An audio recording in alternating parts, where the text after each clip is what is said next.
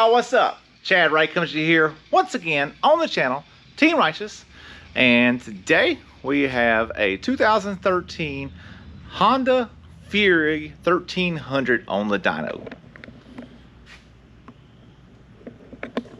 That's right, so we got this bike right here on the dyno. It is basically a 2-in-1 exhaust, I guess if you call it that. There's no baffle here, no nothing. This thing's just, it's really loud. But we got it on the dyno.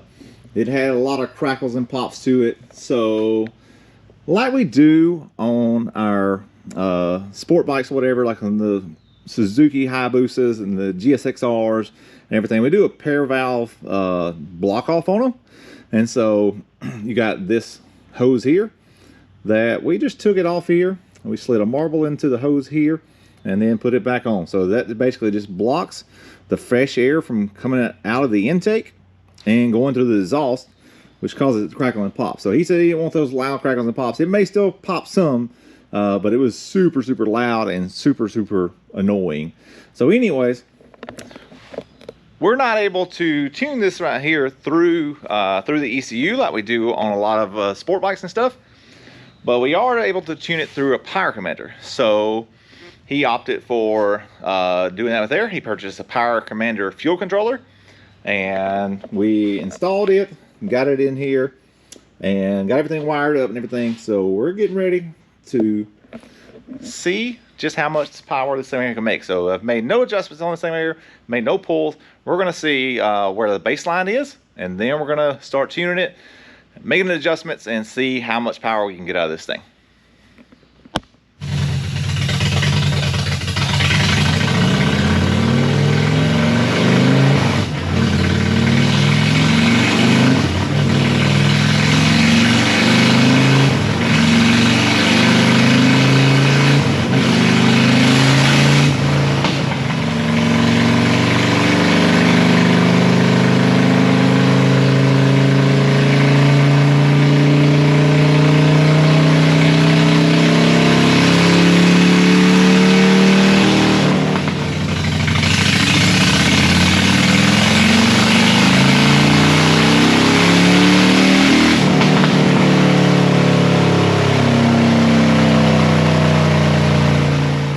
Alright, so here we go. This right here is our very first pull here on the Fury.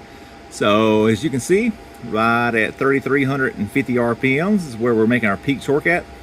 We're at 78.5 foot-pounds of peak torque and peak horsepower. And yes, you're not looking at that backwards. We didn't change the colors. Peak horsepower is only making 60.5 horsepower at 4,300 RPM. So the rev limiter hits right around 4,500 RPMs, and that's all she's got. So it gets right over here at 60.5, right in here at 4,300, and then that's all she wrote. So for those of y'all that may be unaware, anything below 5,252 RPMs, torque will always be higher than horsepower, and then once you cross over at 5252, torque and horsepower always cross over each other, and so that's where you're going to see the horsepower and torque numbers always be equal, and then it starts going the other way. As horsepower goes up, torque will steadily go down as you go up higher in the RPMs.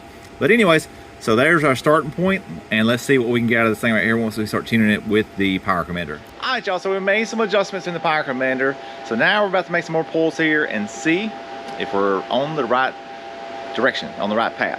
I'm gonna put y'all on this side. I know it's gonna be super loud, so try to cover your ears, turn your volume down or whatever, or if you like it being this extremely screaming loud, turn the volume up. But this thing right here is probably gonna blow your eardrums out.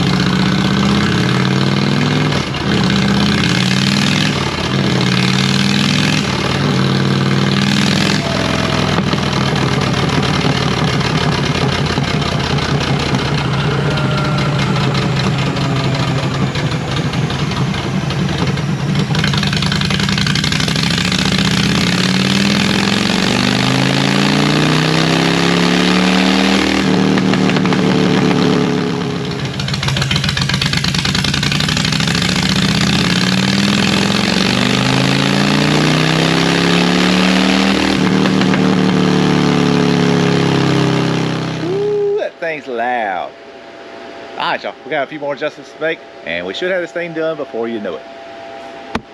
All right, y'all, here we are.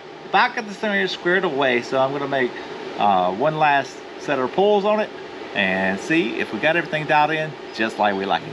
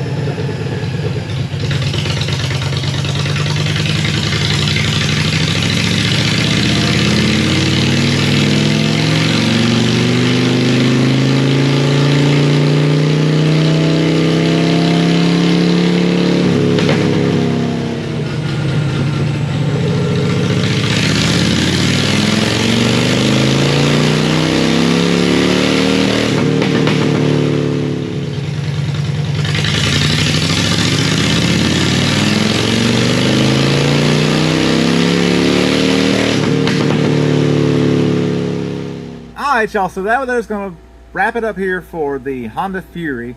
Got a little bit more drivability we're going to work through. Don't want to bore you with all that there. You probably saw a little bit of it as we was going through the tune.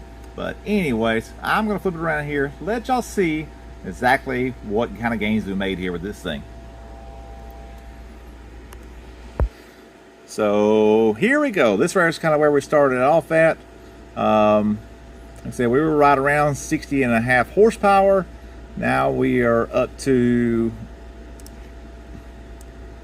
62.88. So we gained a little over 2 horsepower.